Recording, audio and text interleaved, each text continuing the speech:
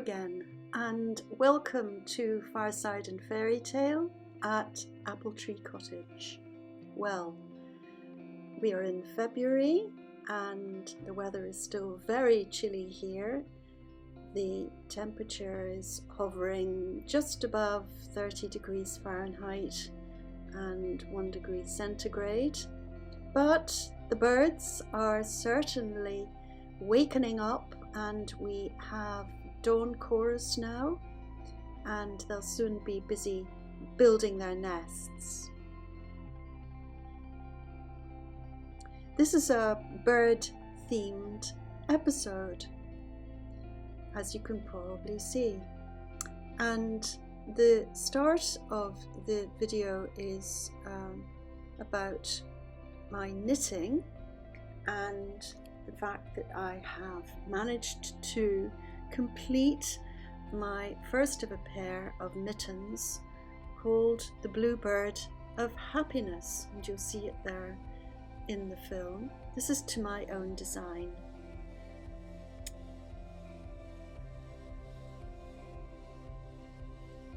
I knitted it in one of my favourite wools, purchased from Shetland, Jameson and Smith. It's 100% pure wool. I love working with it. I love the feel of it in the hands, and I love the final results. And also they have a marvelous range of colours. And the colour here I've used, the colours are number 131 and 53. You can see that it is definitely handmade. This is not perfect, but I love the imperfections. I put little roses on the outside of the thumb.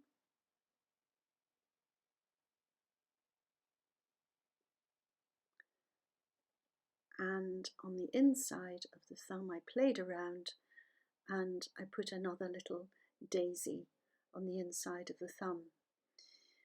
I'm experimenting with a thumb gusset that more closely follows the shape of the thumb joint, which is really quite large. It's the largest joint in the hand.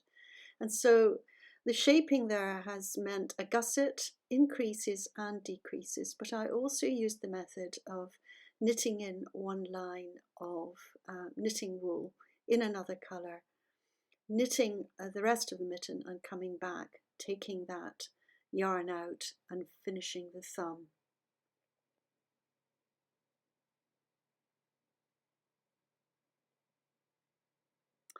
And I've begun the rib of the second mitten.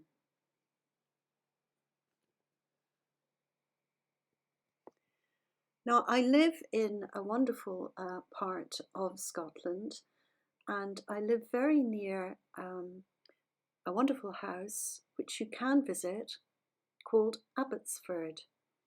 And this house was built and lived in by the Scottish novelist, the famous Scottish novelist, Sir Walter Scott. And one of my favourite visits is to this house, and it has a lovely garden. The harp room has a marvellous wallpaper, and they've used parts of this in the two notebooks that you see there. It has a backwash of green, a beautiful, beautiful colour of green, and then it's overpainted with plants, tree forms, flowers, and of course birds. And this would have been part of the trend at the time called chinoiserie, where trade had come from China, including the idea of this type of wallpaper.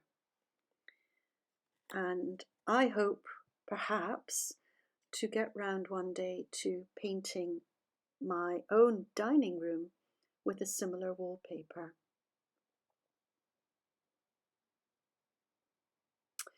Birds are wonderful decorative elements. They're saying life and hope and joy. Our feathered friends are wonderful, wonderful part of creation. and we can use them in all sorts of ways. I've used them here in ink pan stamps on the backs of envelopes, which could possibly be going for Easter cards. And we have here little memos and notelets which feature birds, little garden birds from England and Scotland, blackbirds, blue tits, sparrows.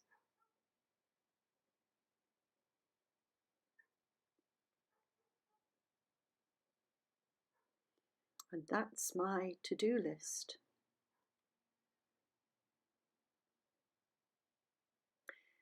I have my own knitting journal, which I use extensively. I write virtually everything down. Here's my notes for Bluebird of Happiness Mittens. I keep the patterns, which are written on graph paper, in an envelope that I stick up into the journal. I was interested to see the Norwegian knittens, which have inspired me, have the motif facing outwards, looking at the person who is looking at the wearer rather than the other way.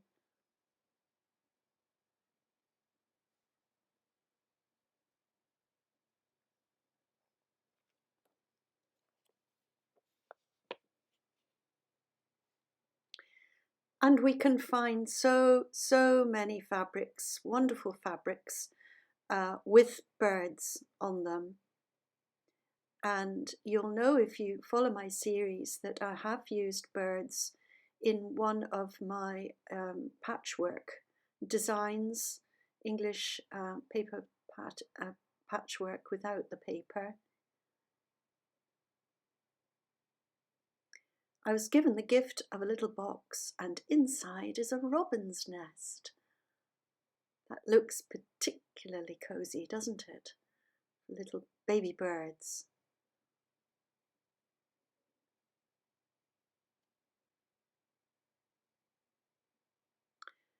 One of my favourite books as a child was the Observer book of birds. The Observer series was produced by Frederick Warne and Company, and it was a marvellous series. You can still find them on eBay, but it's a pity that they went out of production. They were wonderful and gave you just the right amount of information and beautiful little illustrations for the different birds in the UK and in Europe. Here's the blue tit. There are plenty of blue tits in my garden, and they're such fun to watch.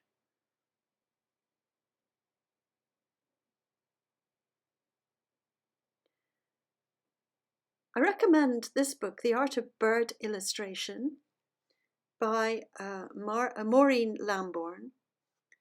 It's a wonderful book. Her contents include early beginnings from cave art to the Romans, medieval manuscript to printed book, engravings and paintings from 1660 to 1800, Australian birds and illustrators, an American bird artists of the late 19th century. It's a wonderful book.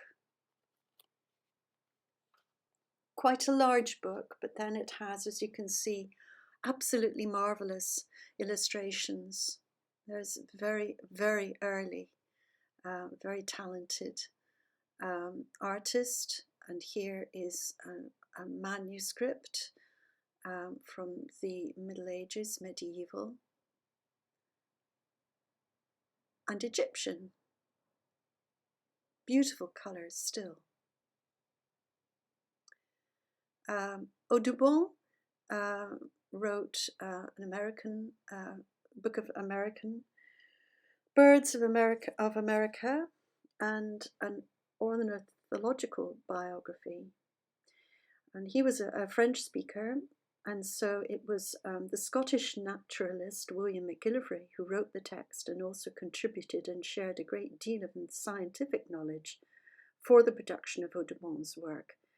And William McGillivray believed that the natural world could only be studied properly and understood by observing it in the field, quite rightly. And he was Regius Professor of Natural History, an erudite scholar, and he wrote the 5-volume History of British Birds. And you can see here examples of his own artistic work, very, very, very fine work. Not just of birds, but of fish and plants. Just beautiful, fine work. So I recommend that you look him up. He's very interesting.